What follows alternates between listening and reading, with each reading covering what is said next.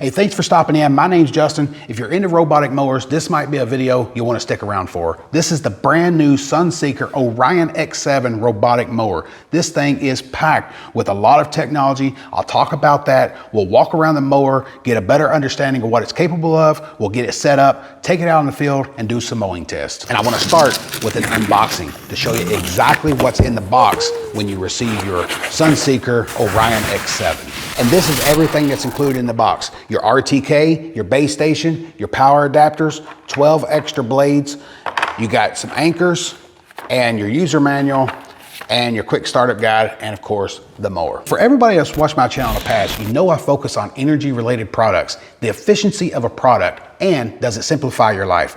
The robotic mowers definitely take care of two things at once versus my zero-turn mowers. I have a gasoline zero-turn mower that I gotta fill up with gas and go out and mow, and it can be 95 degrees outside when I'm mowing. Then I have a battery-operated zero-turn mower that I may go out and mow, but I can't complete the entire mow because it doesn't have enough battery. So I gotta bring it back in, charge it up, go back out and mow. This is where the robotic mower does two things. It's very efficient, energy side of it, and from the perspective of taking care of a task, even when it's extremely hot outside, and it just simplifies your life. Although this does come with a price tag, this can actually save you money if you have a current lawn service that you're paying weekly or bi-weekly.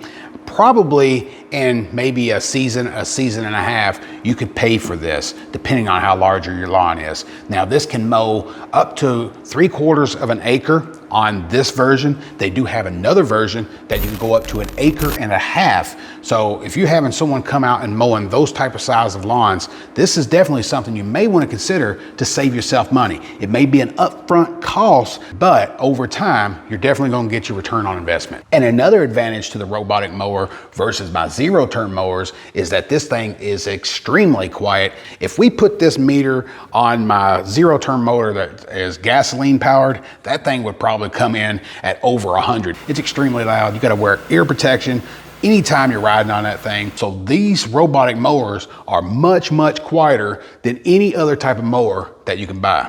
IPX 5 rated, which means that this can get called out on a rainstorm and you don't have to worry about it destroying the unit. Or if you need to clean it off and get the grass off the bottom of it, or just clean the top of it, you can do that without worrying about destroying the unit. Whether you live on flat land, rolling hills, or mountainous areas, you could be confident that the Orion X7 can handle the terrain, because this can handle slopes from 35 degrees or 70%, which looks like that right there. And that's a very steep slope. And I would much rather risk the robot rather than myself on a zero turn or a lawn tractor or something like that. It will definitely be able to grab traction with these wheels, because this is like a rubberized spike that's in this. Now that doesn't damage the lawn, but it allows the machine to gain traction up those steep slopes. And this is what makes the mower truly unique. This is what Sunseeker is calling the InteliVision, with artificial vision and deep learning. That's a sophisticated binocular that allows the system to navigate around obstacles and understand and learn as it's mowing your lawn. Year after year, these mowers get better and better. And what I mean by that is having that type of sophisticated technology allows you to feel safe when you're using this type of mower in your lawn. And this is equipped with a rain sensor here in the back that will tell the robot, okay, it's raining, I need to go back to the home base, and when it stops raining, I'll go back out and mow. And this is considered an all-wheel drive system. Although it has 3 wheels, this little wheel at the back is definitely motorized. And when I first was looking at this, I didn't know if this would be motorized, but it's motorized this way and this way, including these 2 bigger wheels that are at the front that are motorized. And of course, these are independent motors that gives it the ability to turn. So that does not just happen back here. This happens with this as well. So one wheel would stop, one wheel would go to help navigate with this back motor. And this bumper was well thought out because it has a spring-loaded side here and a spring-loaded side on that side and from the front.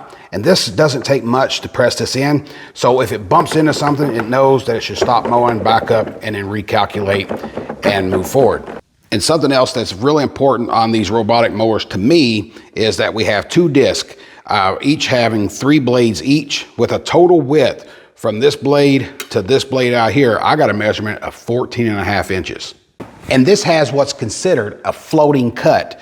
And what happens is the whole disc at the bottom, so the whole bottom actually floats as it goes over the terrain, and it keeps a nice even cut throughout that. And this can cut anywhere from 0.8 inches all the way to 4 inches. The only way I'm gonna be able to weigh this, because I don't have a scale large enough to do it, is I gotta put this solar panel down here, and then we're gonna offset this back to 0, and then we'll toss the mower up on that solar panel, and we'll get the true weight of it. Exactly 30 pounds.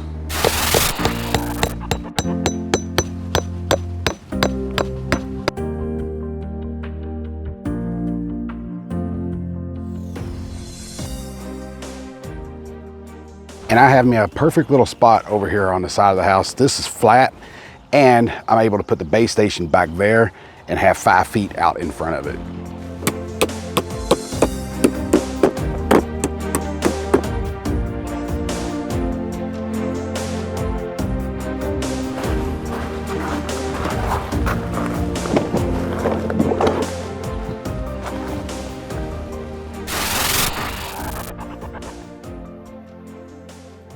Then we'll click install, open, then there's a user agreement and a privacy policy. I'm going to agree to that. I'm in the United States. You'll need to sign up for an account and then follow the prompts that walks you through the process.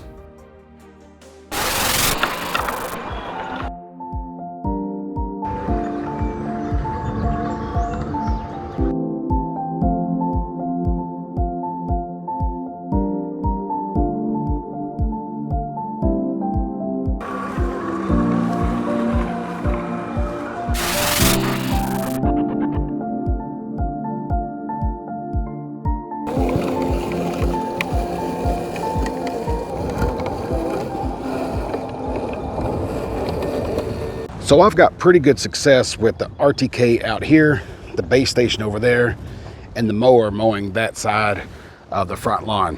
And that's a decent plot.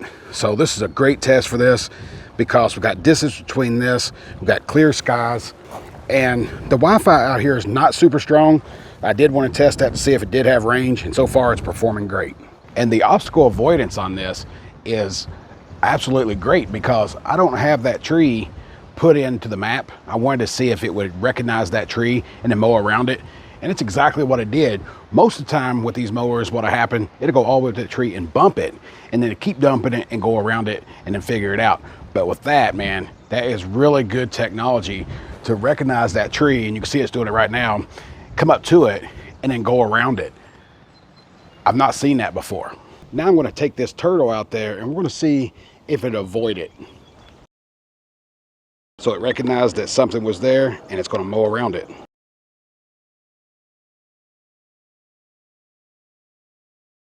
And isn't it cool that it picked up on the turtle and just mowed around it? I've picked a perfect day to do this test on because one minute it's really sunny and the next minute it's really cloudy. So I want to check and see if the RTK will have any problems with this heavy cloud cover.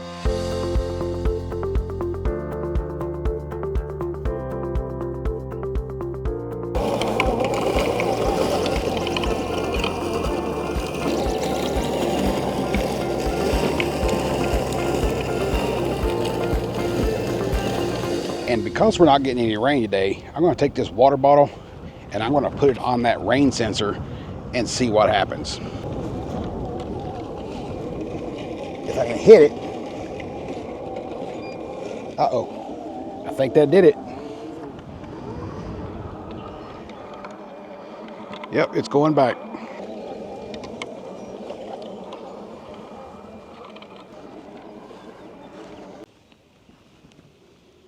And because I've sprayed the rain sensor, it came home.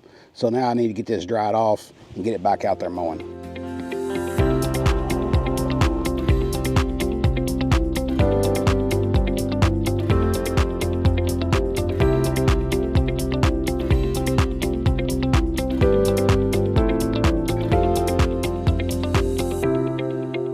And I believe it's ready for a recharge because it's taking its pathway back to the home base. And I am giving it a little bit of a terrain test because there's a drop off right here where I'm building this sidewalk over to my shop.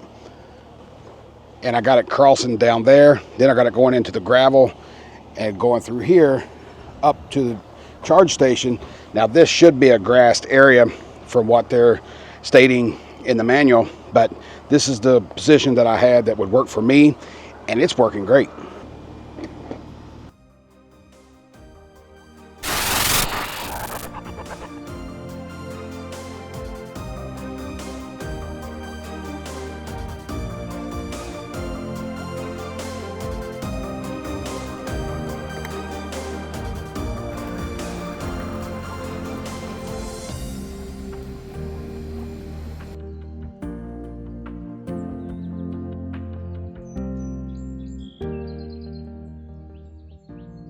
And when you're finished mowing, you can be confident with the IPX rating that you can keep it clean.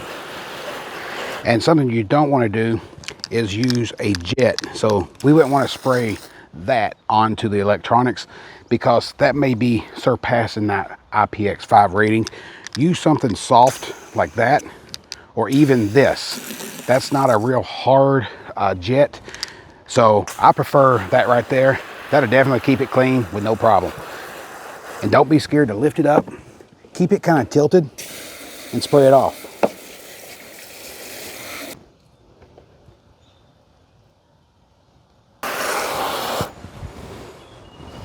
The obstacle avoidance on the Orion X7 is superb because everything that you've seen in my mow test was the mower mapping it out and avoiding it. All I did was map out the perimeter of the property and hit play. It avoided the trees, the two I have in the yard, and also the ones down on the side, and the turtle that I kind of just put out there because it's a lower obstacle, and I wanted to see if it would pick it up, and it did fantastic on that. The RTK, I didn't have any type of connection issues. Even under heavy cloud cover, I never had a problem with the RTK communicating with the mower. There is something I do want to point out is if you lose power, the mower will shut down in the yard.